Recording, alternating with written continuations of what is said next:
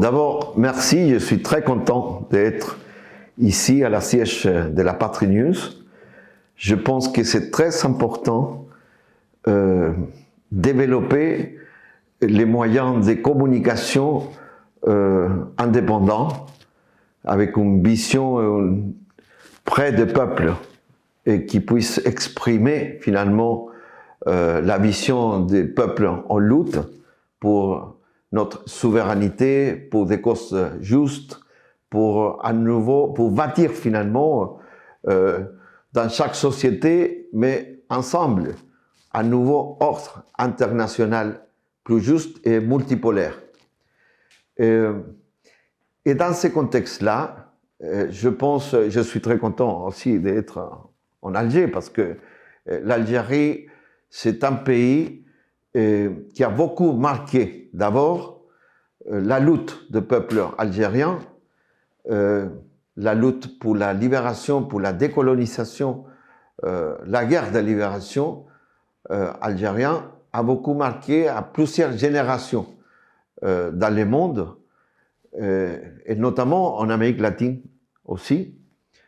Et après, le rôle qu'a joué l'Algérie indépendante au sein des non-alignés, le rôle qu'a joué l'Algérie en solidarité avec les mouvements de libération, de décolonisation et de libération de l'Afrique, de l'Asie, et aussi son soutien et solidarité avec les luttes des peuples latino-américains, ça marque aussi pour nous, et pour moi en particulier, une actualité. Et c'est aussi continuer dans les nouvelles circonstances à se battre pour les droits au peuple à la autodétermination, la lutte pour devenir indépendant, pas seulement sur le plan politique et institutionnel, sinon sur le plan économique, sur le plan social, pour pouvoir construire des sociétés plus justes.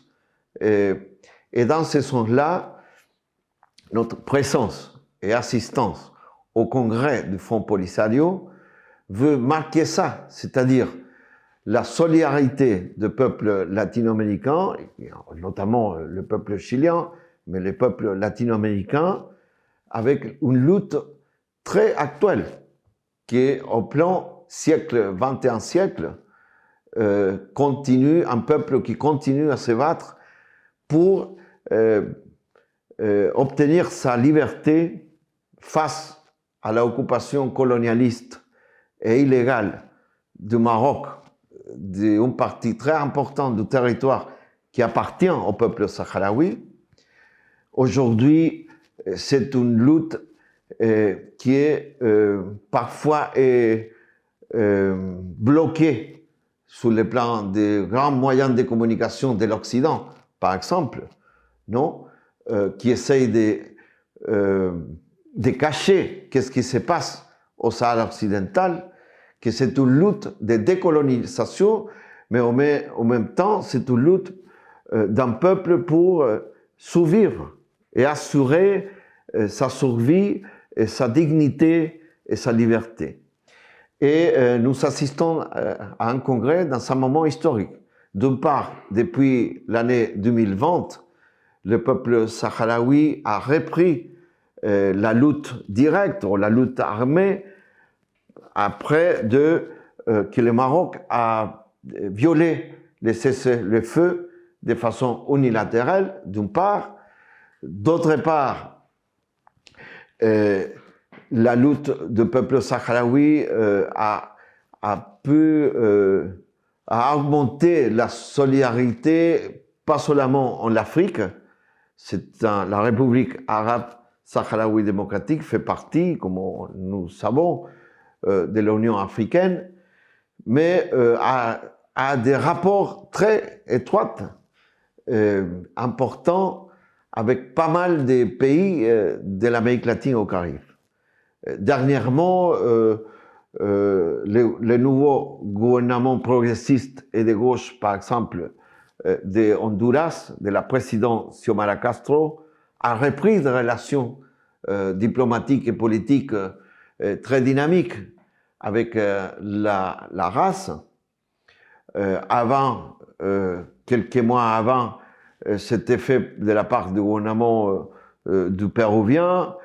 Les nouveaux gouvernements de la Colombie, présidés par le président Gustavo Petro, que c'est la première fois qu'il y a en Colombie un gouvernement progressiste, populaire, souverain, de gauche et progressiste, a repris des relations diplomatiques entre la Colombie et la République saharaoui.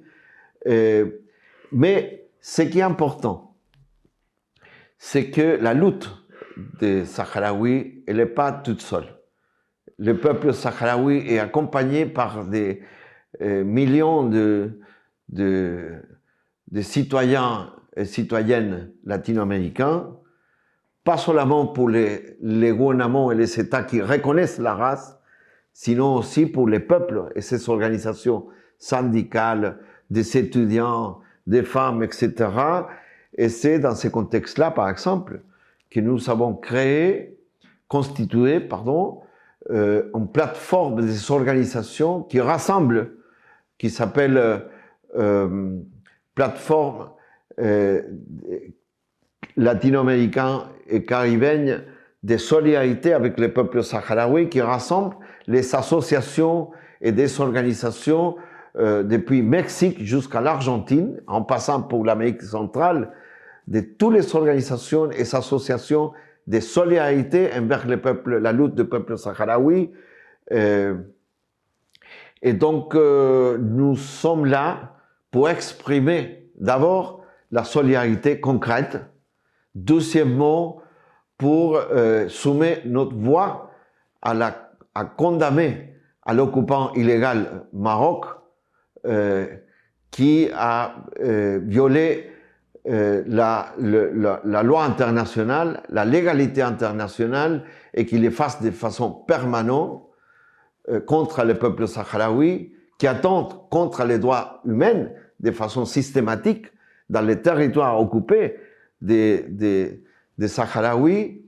Mais nous sommes ici pour accompagner les décisions historiques qu'il va prendre le Front Polisario, de continuer et approfondir sa lutte, d'une part, deuxièmement, pour accompagner le peuple sahraoui, pour pousser, pressionner le système des Nations Unies qui n'a pas rempli son rôle.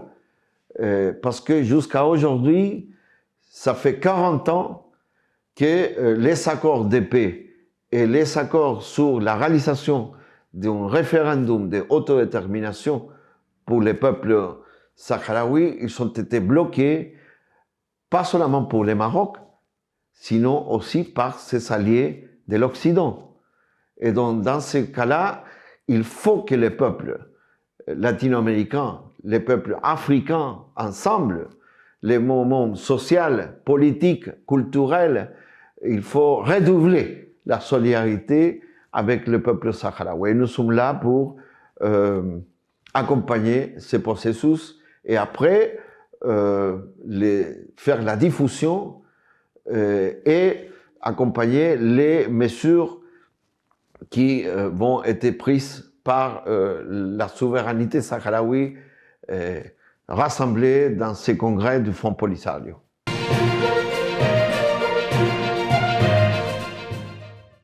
La corruption qu'on est en train de connaître,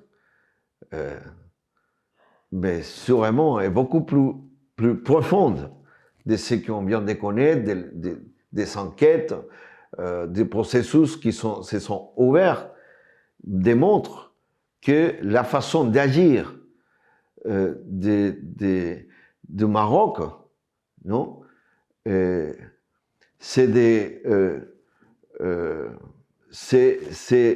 corrompre des institutions, par exemple l'Union européenne, le Parlement européen, de corrompre des politiques des députés, des parlementaires, pour continuer à occuper de façon illégale le Sahara occidental.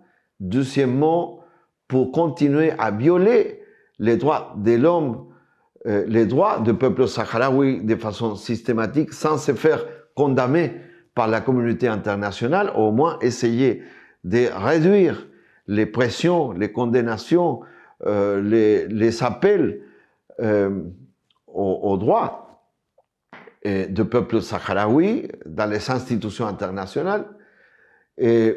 Et troisièmement, continuer à faire les saccages des richesses naturelles qui appartiennent au peuple sahraoui. Avec les accords qui ont été même, ils ont été même les accords qui passent le Maroc avec l'Union européenne, ils ont été même mis en question par les résolutions de la Cour économique de l'Union européenne, non?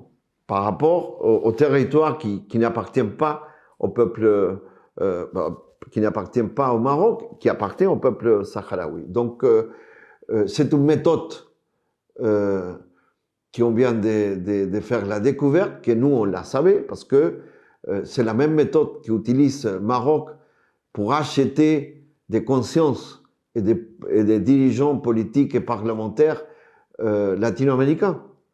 Donc, sûrement, si on fait la même enquête, plus approfondie que les enquêtes et la recherche qui sont en cours, non, sur les scandales de la corruption des politiques social-démocrates, des groupes parlementaires des social-démocrates, des progressistes, non, à l'Union européenne. Si on fait la même chose en Amérique latine, on va faire la même découverte, c'est sûr. On va trouver des faits très pareils, acheter des consciences, de l'argent pour corrompre des institutions, etc. Et je pense qu'il faut dénoncer ça, il faut mettre la lumière d'une façon la plus large possible, parce que ils sont séquestrés avec la corruption, l'argent sale, etc., des institutions citoyennes, multilatérales, justement pour continuer à occuper de façon illégale les Sahara occidental. C'est ça qui est un des défis aujourd'hui, c'est de mettre la lumière au niveau des moyens de communication qui sont aussi objets, non, qui ont été aussi objets de corruption de la part du Maroc, hein, pour garder silence, pour mettre à l'oubli cette histoire dramatique qui vit le peuple sahraoui aujourd'hui vis-à-vis de la population. Et pour nous, en Amérique latine, il faut aussi mettre la lumière sur des situations pareilles et des méthodes pareilles qu'utilise le royaume du Maroc sur nos institutions. Par exemple, le Parlement andin, non? L'année dernière, on a vu avec un scandale que les parlementaires andins, pas tous bien évidemment, sont allés payer son voyage, son séjour, etc., au Maroc, invité par le Maroc, mais pour faire sa session du Parlement andin à la Lune occupée, c'est-à-dire à une ville qui appartient aux Sahraouis, mais qui est sous l'occupation militaire et colonialiste du Maroc. Et pourquoi ils sont invités? Et c'est Maroc qui paye tout, hein, qui paye tout. C'est justement pour justifier une occupation illégale qui est en contradiction avec les droits internationaux et en contradiction avec tous les principes de l'autodétermination et de la liberté et de la indépendance d'un peuple.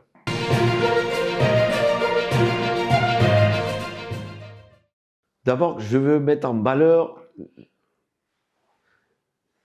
j'ai une haute valoration de la nouvelle ou la reprise d'un élan de la politique extérieure historique de l'Algérie.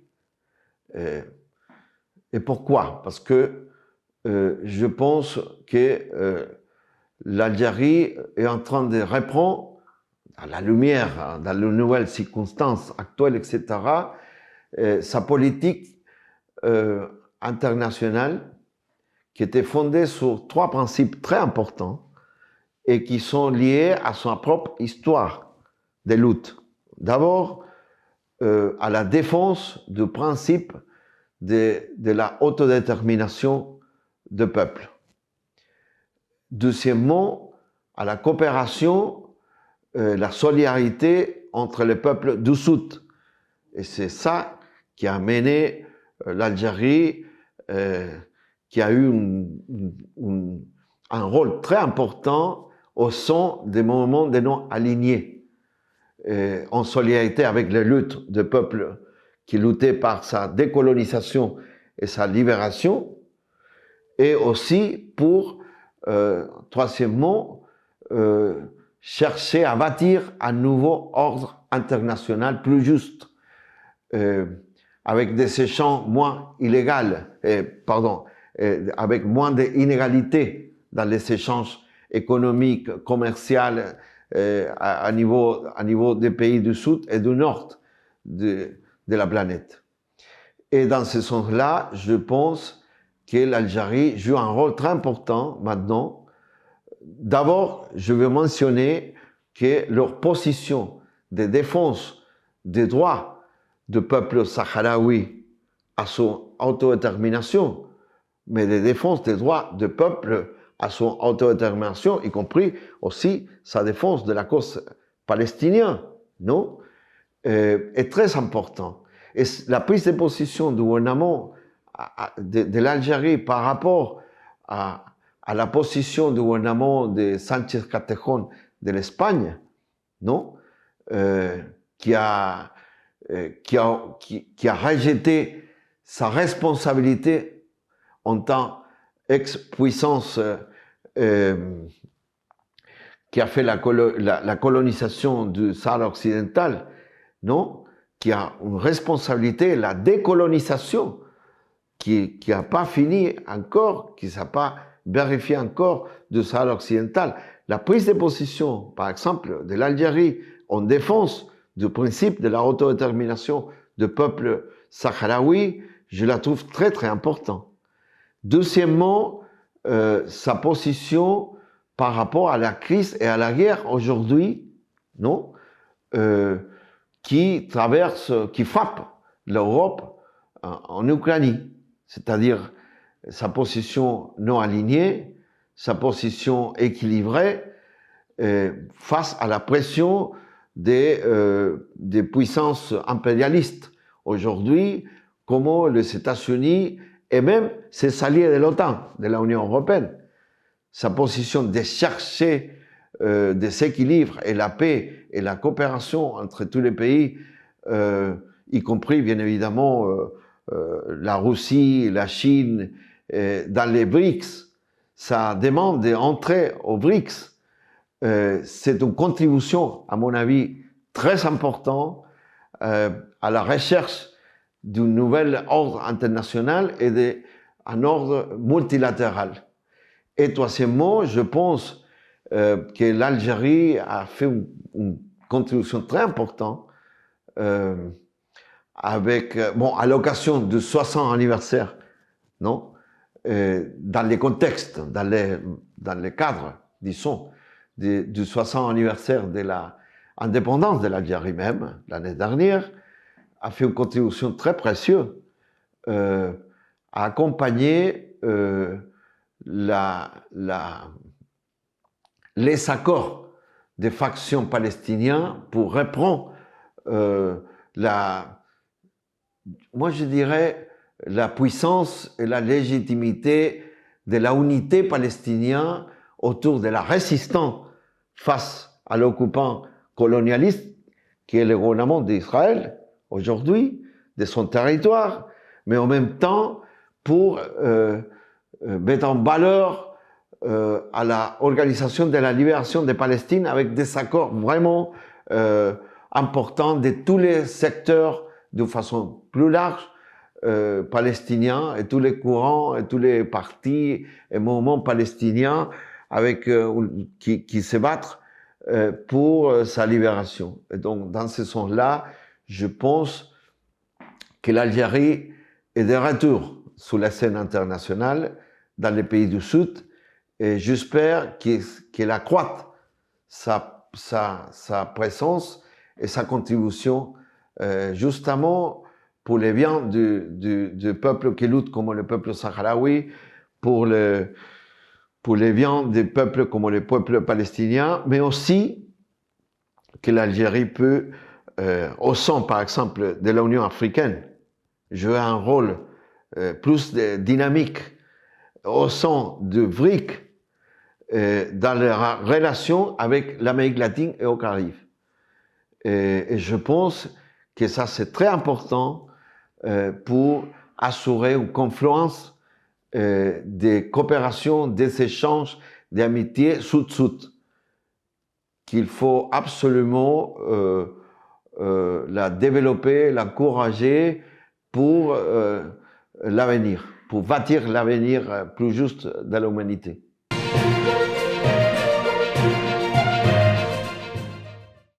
Bon, je pense qu'il y a deux facteurs qui sont importants de cet accord. Bon, d'une part, pour faire face, tout en appuyant la confluence, les accords, l'unité du peuple palestinien et des factions palestiniennes, les 9 points qui font partie de l'accord historique d'Alger, signé ici en Alger, prévoit ça. Bon, d'abord pour faire face à la politique de, entre guillemets, normalisation de certains pays arabes, non, avec Israël. Et je pense que ça, c'est très important, parce que la, entre guillemets, normalisation, qui est finalement une collaboration contre le peuple palestinien, contre les changements, la liberté et la autodétermination du peuple palestinien, même s'il les cache et les dit autre chose, il faut, chez les pays arabes, qu'il soit plus clair, parce que chez quelques pays arabes, disons, cette normalisation menée par Maroc, pour quelques Émirats et pays du Golfe, avec Israël, ça fait du mal et c'est une attente contre le peuple palestinien et l'État palestinien même, non?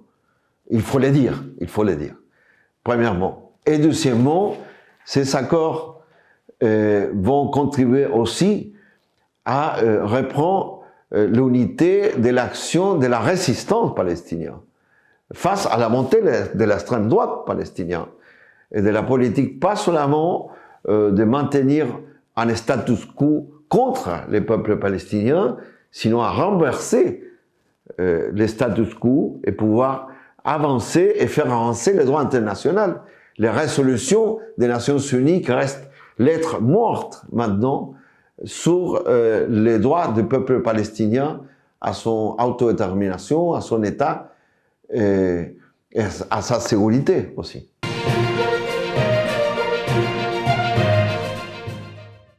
Oui, ça explique beaucoup qu'est-ce qui se passe avec les élites espagnoles par rapport à ces sujets-là.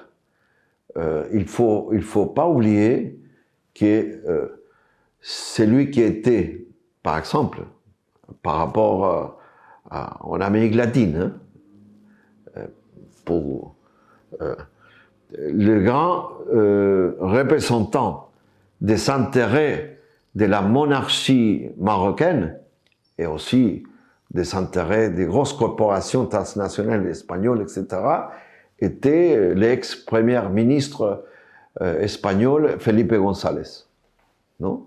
De même parti que Pedro Sánchez, del PSOE.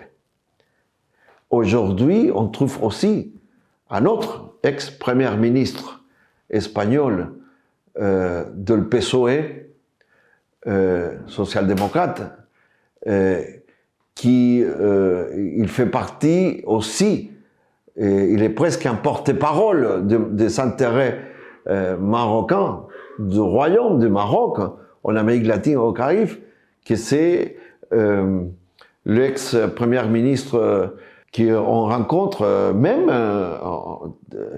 dans des ambiances, des milieux soi-disant progressistes, mais qui représentent aussi les intérêts du Marocain et de ses entreprises et ses intérêts aussi des occupations colonialistes, c'est Rodríguez Zapatero, l'ex-premier ministre. Il est aussi ex-premier ministre d'un gouvernement del PSOE.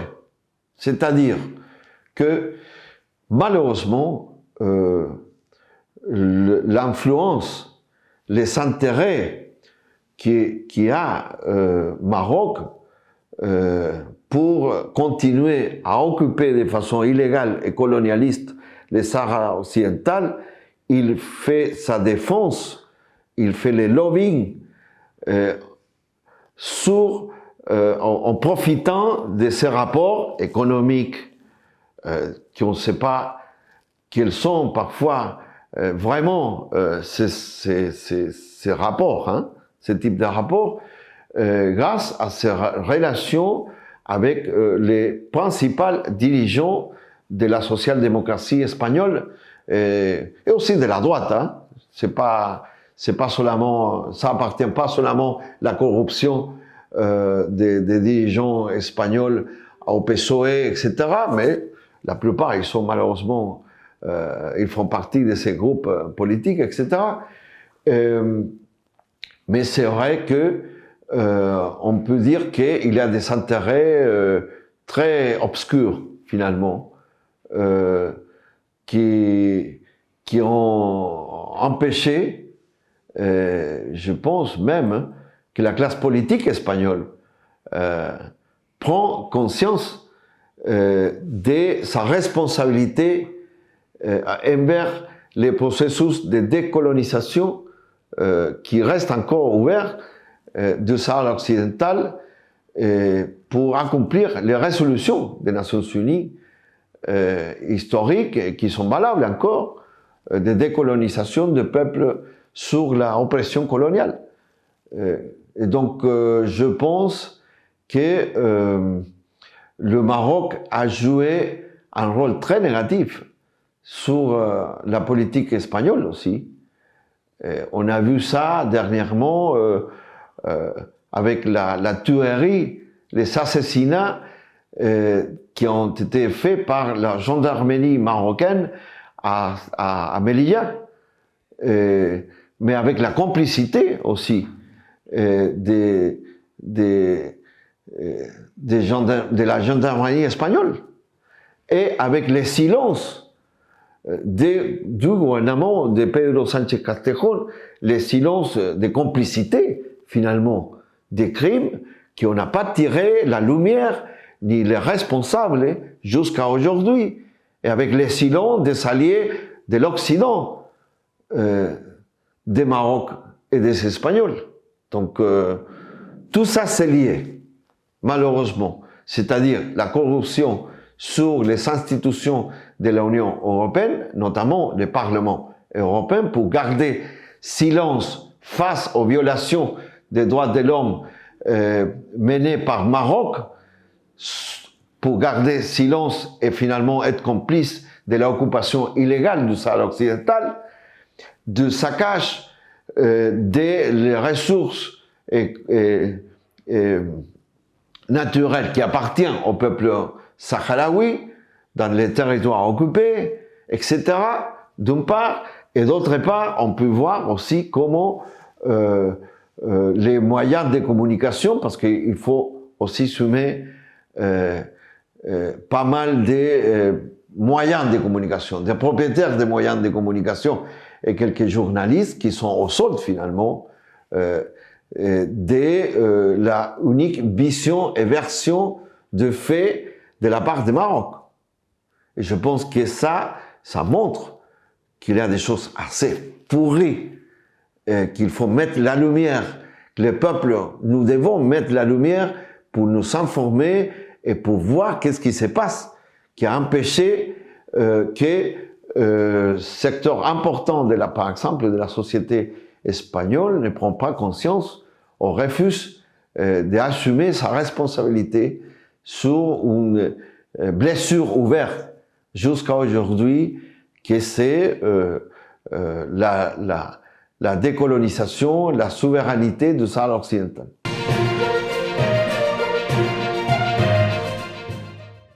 Bon, les différents envoyés spéciaux pour le Sahara occidental du secrétaire général des Nations Unies, ils sont malheureusement échoués pendant des années et des années. C'est pas seulement M. de Mixtura aujourd'hui, bloqué par le Maroc, dans tous les sens, mais sont les autres qui ont été avant.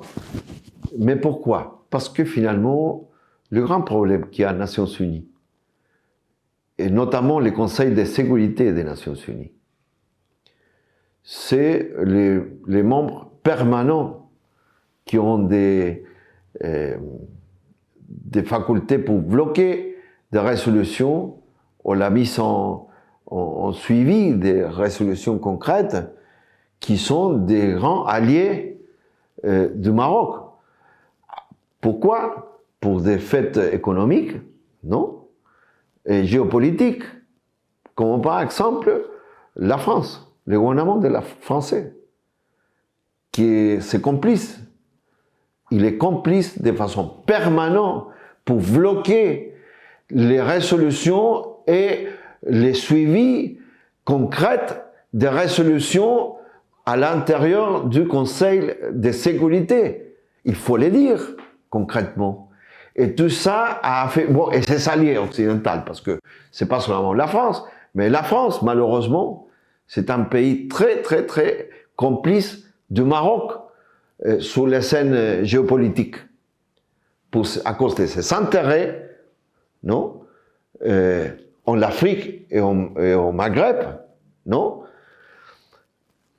Maroc, c'est un allié. Moi, je ne parle pas du peuple français. Moi, je parle des élites, du groupe des pouvoirs de la France.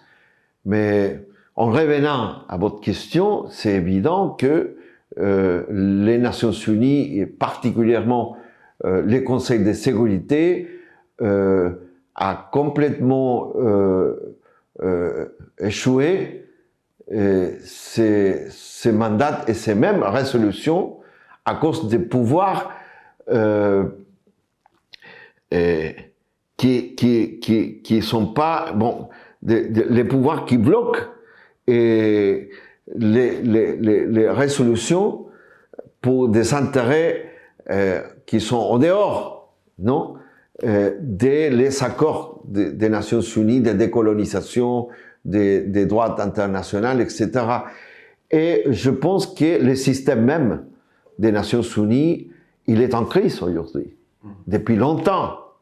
Mais on l'a vu sur les plans, sur les cas par exemple du Sahara occidental, on les voit sur les cas, pour citer quelques exemples, de peuples palestiniens, on les voit sous les cas de nombreuses résolutions contre les blocages contre la Cuba, les mesures unilatérales illégales qui prend des pays occidentaux, notamment les États-Unis et ses alliés européens, contre Venezuela, contre des pays comme Nicaragua, etc. C'est-à-dire, bon, il ne faut pas aller plus loin. Il existe, pour en finir ma réponse à ta question, il ne faut pas aller plus loin. La MINURSO, qui s'appelle comme ça, Mission des Nations Unies pour le référendum du Sahara occidental, MINURSO, était créée pour justement mettre sur place les accords d'un référendum pour que le peuple sahraoui lui-même prenne une décision sur sa souveraineté, sur sa indépendance. Mais depuis des années, depuis qu'il est créé, ça ne sert à rien finalement. Il s'appelle MINURSO et son objectif pour lequel il était créé, la MINURSO, c'était pas développé, c'était pas mis en action concrète. Donc ça montre finalement que le système même des Nations Unies est en crise. On peut les voir maintenant, par exemple, à propos du conflit qui confronte à la Russie contre les États-Unis et ses alliés de l'OTAN dans les territoires ukrainiens. Et moi, je dis exactement, je les mentionne comme ça, parce que c'est au fond, le conflit, c'est pas entre la Russie et l'Ukraine seulement. C'est un conflit entre la Russie et l'OTAN. Et ça, c'est évident, et c'est très clair, à mon avis, mais même le système des Nations Unies, qui n'a pas pu finalement empêcher ces conflits-là, parce que finalement, il y a plusieurs résolutions et accords internationaux qui ne se sont pas tenus, de la part de l'Occident.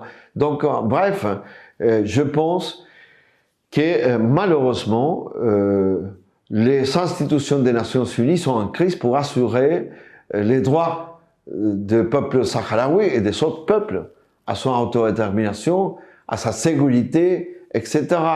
Et donc, il va falloir, même en respectant le droit international, faire un profond changement, y compris peut-être une refondation du système multilatéral qui jusqu'à là était un système plutôt unilatéral de la part des quelques pays les plus puissants de l'Occident, avec une logique impérialiste, avec ses alliés, qui a imposé aux pays du Sud et aux pays, au peuple, une très forte conception des droits internationaux.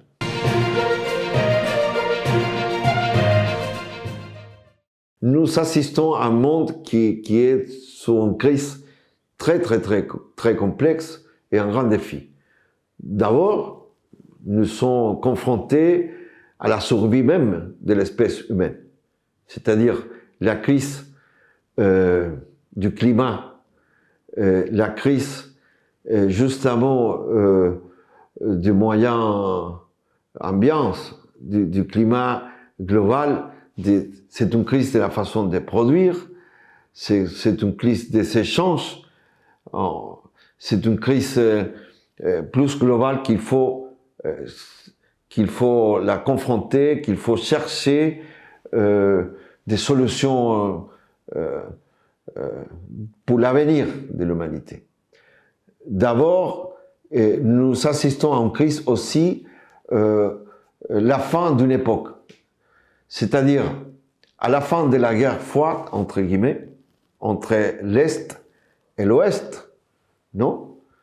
Et il y avait aussi une crise nord et sud qui vient de réapparaître de façon plus forte maintenant.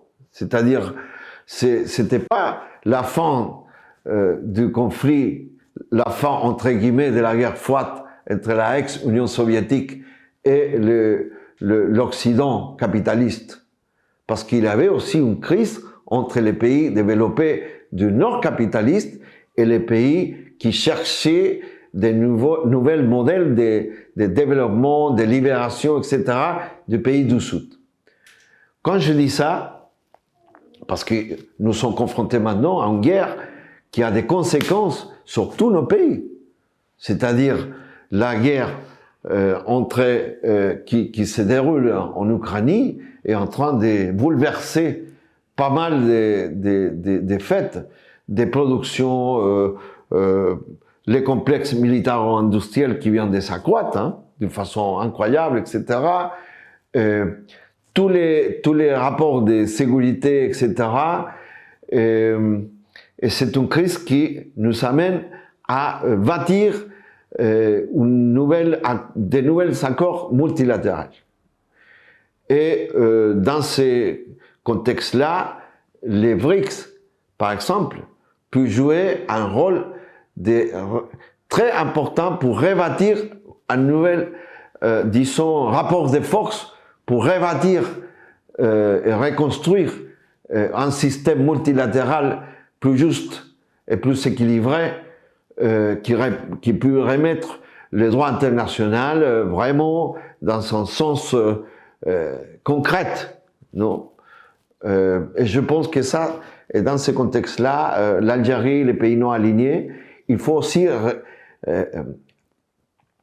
renouveler dans ce contexte-là une politique non alignée, non? Une politique économique, politique, militaire, de coopération entre les pays du Sud, et aussi un nouvel dialogue avec un rapport de force différent avec les pays du centre occidental, les pays du Nord, y compris, bien sûr, l'Union européenne et les États-Unis. Hein. Moi, je parle de ça.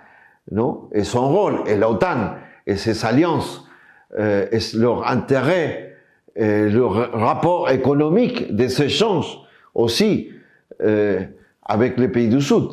Et dans ce contexte-là, je pense qu'il faut absolument encourager ce type de recherche et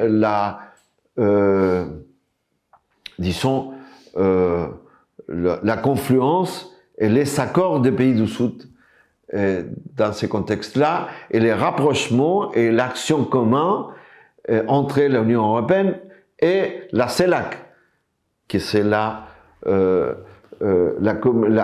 communauté d'États latino-américains et des Caraïbes, qui bientôt va tenir son sommet à Buenos Aires, le 24 janvier.